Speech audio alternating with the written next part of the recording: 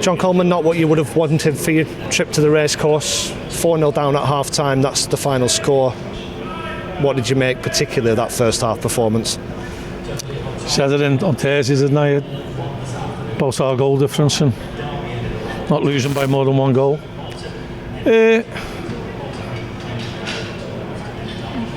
Clinical finishing by Paul Mullen. Big difference. And so we gifted them a couple of chances and he's punished us. I think he made one save in the first half.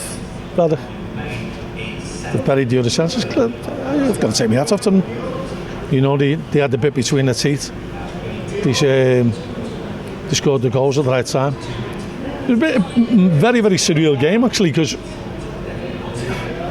a great gesture by them putting a scarf on every seat. And so it looked like a computer generation in the crowd because everyone had a scarf on. Never seen that before. But we've given them things to cheer about. And you come in here wanting to stay in the game. First 2 goals were totally avoidable. Well, all goals were avoidable, but the first 2 hurt. And then it's damage limitation. Second half, I thought we rolled our sleeves up, didn't get humiliated. Could have scored a couple ourselves. And then the body blow was getting Louis Shipley sent off after that. You elected to change the system and go to the back 3 and kind of match them up today. With hindsight, having gone back to 4-2-3-1 in the second half, was that perhaps a mistake? Or is hindsight a wonderful thing? I can hold my hands up for mistakes. I don't think that was a mistake today. You could have been playing any formation you want. Dan Martin chooses to dwell on the ball and gets taken off him. Doesn't matter what formation you're playing.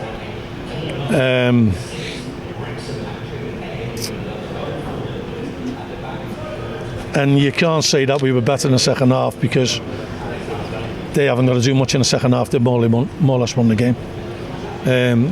So it's hard to judge whether we were better in the second half for the formation change or better because we were trying to gain a little self-pride. I think formations go up to win in that score.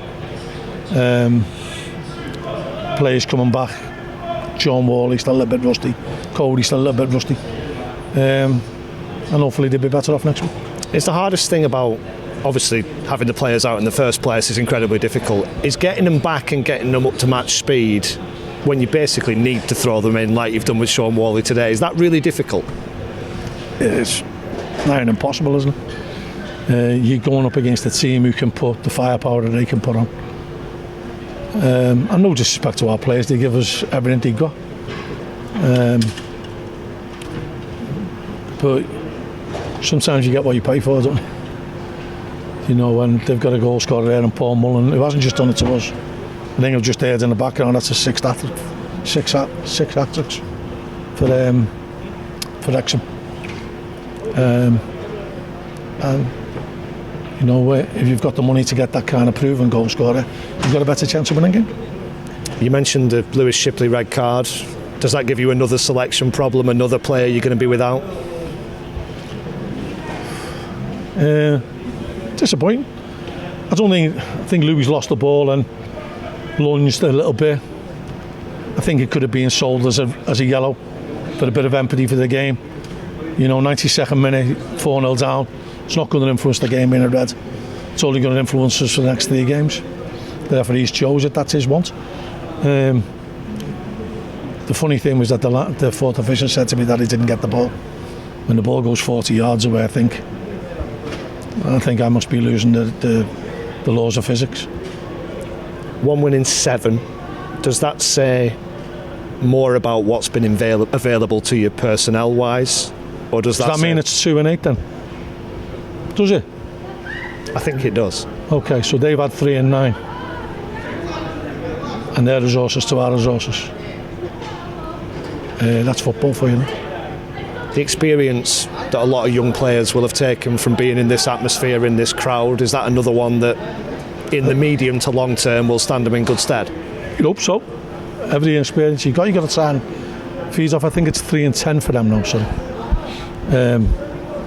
you've got to try and feed off every experience you take. We've got to right the wrongs that happened today, and when you've got so many players out, you're a little bit weak in the middle, and we've got to learn the lessons from how you can get stronger, how you can stop goals going into your goal, and we give up a lot of chances on Tuesday. Didn't get punished as much as what we did today. That's football for you. The beauty of it is you've got another game again next week that you can try and right a few wrongs.